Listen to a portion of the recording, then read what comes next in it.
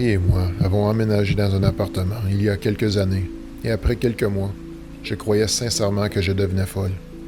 J'avais toujours l'impression que quelqu'un m'observait, peu importe dans quelle pièce je me trouvais. De plus, je suis devenu terriblement déprimé. J'étais si triste que je me mettais parfois à pleurer spontanément, et je rêvais même à des événements auxquels je passais à l'acte avec mes idées suicidaires. Il m'arrivait parfois d'entendre des bruits de grincement dans la salle à cuisine.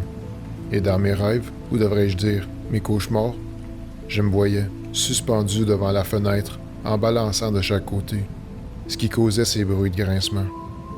Terrifiant, oui, je sais. J'avais déjà été déprimé par le passé, mais là, c'était quelque chose d'un autre niveau. J'avais sérieusement des idées noires, malgré un mariage heureux et une vie véritablement agréable avant d'emménager dans cet endroit. Je pensais que j'avais une grave maladie mentale qui se manifestait. Quelques mois après y avoir emménagé, notre voisine, une vieille dame adorable qui vivait dans l'immeuble depuis très longtemps, nous a dit qu'une jeune femme s'était suicidée au chevron de cette pièce à la fin des années 80. Elle a été découverte par un homme promenant son chien qui l'a vue pendue devant la fenêtre. Notre voisine a dit que c'était une personne très antipathique, qui se tenait à l'écart et ne recevait jamais personne. Selon elle, toutes les locataires féminines qui ont emménagé depuis le suicide de la femme n'ont jamais renouvelé leur bail au-delà de la première année et semblaient toutes troublées, comme elle le dit, lorsqu'elle vivait là. J'avais 27 ans à l'époque, exactement le même âge que la femme avait quand elle est morte. Mon mari et moi nous sommes tirés de là presque immédiatement après avoir appris cette nouvelle. Il nous restait encore quelques mois sur notre bail. Nous avons donc dû payer un double loyer pendant cette période. Mais cela valait entièrement la peine. Littéralement le jour où nous sommes sortis, ma santé mentale s'est complètement rétablie et tout est redevenu normal. Je crois de tout mon cœur qu'elle était là, dans cet appartement, avec nous, et que pour une raison quelconque, elle voulait que je répète son histoire et que je subisse le même sort qu'elle.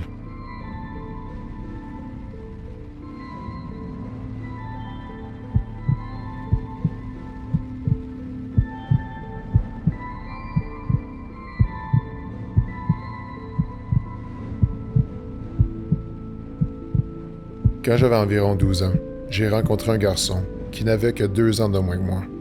Malheureusement, on lui a diagnostiqué une maladie mortelle et incurable, la maladie de Batten. Je savais qu'il avait besoin d'un ami, alors je suis resté à ses côtés alors qu'il faisait face à une cécité et une paralysie soudaine. Aussi souvent que je le pouvais, j'allais l'aider à la maison, lui faire la lecture et regarder des films. Mes parents connaissaient très bien les siens, et étant donné les circonstances, ils étaient tous pour le fait que moi et mon ami puissions nous amuser ensemble le plus possible. Je me souviens qu'une soirée, après avoir rendu visite à mon ami, je suis retourné chez moi et j'étais très fatigué. Je suis allé au lit et je me suis rapidement endormi. Et c'est cette nuit-là que j'ai fait un rêve.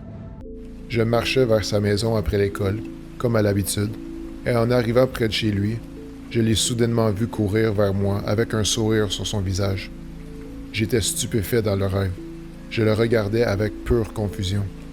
Mon ami n'était plus capable de marcher depuis des années. J'étais complètement sous le choc, toujours en train d'analyser ce qui se produisait. Il s'est approché de moi en courant et a commencé à me parler alors que je suis resté totalement figé. Je veux que tu saches que tu étais mon seul ami et je ne veux pas que tu t'inquiètes. C'est la grande forme pour moi aujourd'hui. Je n'ai plus mal maintenant. Le rêve s'est terminé par son départ alors que je me réveillais. Je suis resté allongé dans mon lit à penser au rêve, et 1 heure plus tard, ma mère est entrée dans ma chambre, pleurant, en m'annonçant que mon ami avait succombé à sa maladie. Il était décédé. Même si c'était triste, ce rêve m'a permis de me sentir en paix avec son décès, et il n'y avait pas meilleure façon que celle-ci de me dire ses derniers adieux.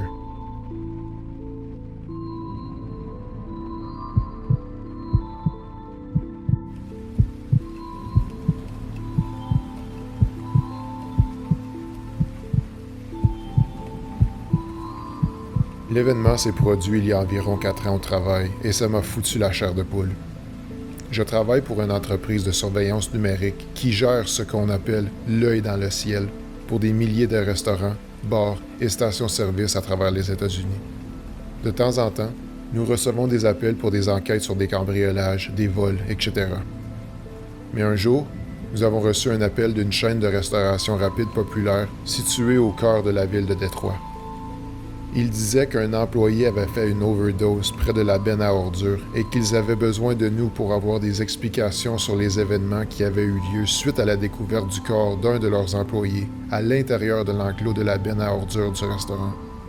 Vous voyez, la benne à ordures avait un mur de briques autour d'elle. Il y avait 2 entrées pour la benne à ordures. Une petite porte, où est-ce qu'on devait passer par la porte arrière du restaurant pour y avoir accès, et une grande porte où le camion à ordures y avait accès pour la vider. Ils nous ont confié que cette grande porte était toujours ouverte et que la petite porte près de la porte arrière, elle, était toujours fermée et verrouillée de l'intérieur. Personne n'avait jamais utilisé cette petite porte. Mais ce qui est étrange, c'est que lorsque le corps a été retrouvé, un employé est sorti et la petite porte qui est habituellement toujours fermée était en fait ouverte et le corps était assis là, bien en évidence. Seul le propriétaire du restaurant a la clé pour cette petite porte. La question que le restaurant avait pour nous était donc « Mais qui a ouvert cette porte? » Alors, nous avons téléchargé les images et voici les événements. Un soir de semaine, l'employé en question était sorti pour jeter les ordures. Après s'être rendu dans l'enclos de la poubelle par la grande porte, il a regardé de chaque côté et par la suite, on l'a vu sortir quelque chose de sa pochette. Ensuite, on l'a vu clairement s'injecter quelque chose dans l'épaule. Puis, quelques instants plus tard, on l'a vu s'effondrer et tomber raide mort derrière la benne à ordures, son corps appuyant près de la petite porte verrouillée du côté, à l'écart de la grande porte. Le corps est resté à cet endroit pendant 2 journées et demie, sans même que personne ne le voie.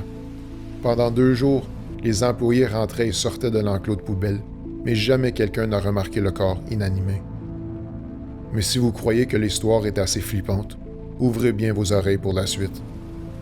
À la 3e journée, sous le soleil du matin, clair comme le jour, la porte du côté, qui est toujours verrouillée à clé, s'est ouverte lentement d'elle-même. Personne n'y est entré, personne n'y est sorti. La porte s'est ouverte toute seule et le corps était là, dans la même position qu'il était 2 jours plus tôt. La lumière du soleil plombait directement sur l'homme. Un faisceau de lumière du soleil brillait carrément sur le corps. C'était comme si on envoyait un signe du ciel. Il était maintenant exposé à quiconque sortait de la sortie arrière du restaurant. J'ai littéralement eu des frissons. Le prochain employé à être sorti par la porte arrière du restaurant est celui qui a fait la découverte et qui en a informé la police. Mais comment est-ce que cette porte s'est ouverte par elle-même? Il s'agit d'une question qui n'a aujourd'hui toujours pas de réponse. Jusqu'à ce jour, je ne peux m'empêcher de penser qu'il s'agissait d'une situation paranormale.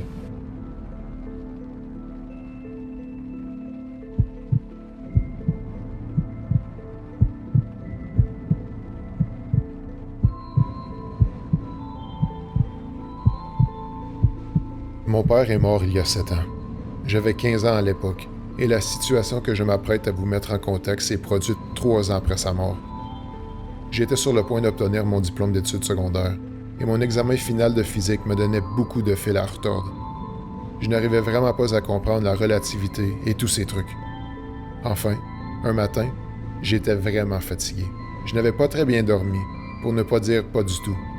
J'étais si fatigué que j'étais sur le point de m'endormir dans la dernière rangée de ma classe quand, juste au moment où je commençais à fermer les yeux, j'ai entendu la voix de mon père, claire comme le jour, me dire « Hé, réveille-toi et écoute. » Je n'avais pas entendu la voix de mon père depuis 7 ans, mais une petite fille n'oublie jamais ça.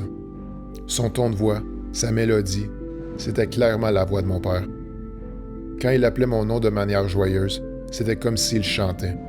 C'est exactement comment il m'a dit de me réveiller.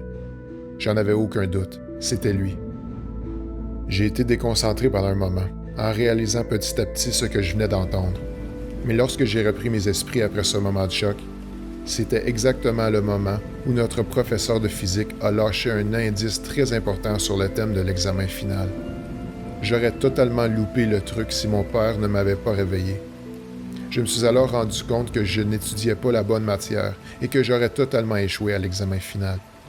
Mon père tenait beaucoup à ma réussite scolaire, malgré mes difficultés. Une autre petite anecdote est que, cette même nuit, j'ai fait un rêve. Mon père et moi étions assis sur notre balcon à la maison. Nous discutions, nous rions, et ce dont je me souviens très bien, nous buvions ensemble sa bière préférée pour célébrer l'obtention de mon diplôme. Je buvais les dernières gouttes de mon verre quand le soleil se couchait. J'ai ensuite regardé la chaise à côté de moi et mon père était parti. À ce moment, je l'ai encore entendu me dire « Hé, réveille-toi! » Je me suis alors réveillé de mon rêve en sursaut, et à cet instant précis, mon réveil matin a commencé à sonner. Je suis allé à l'école pour compléter mon examen final cette journée-là, et j'ai réussi à passer haut la main. Coïncidence? Je ne crois pas. Mon père, malgré son décès, m'a aidé à passer mon examen de physique et à obtenir mon diplôme. Je ne croyais pas vraiment au paranormal, mais depuis que ces événements se sont produits, je suis convaincu que mon père me surveille là-haut et fait le mieux qu'il peut pour me guider dans le bon chemin de la vie.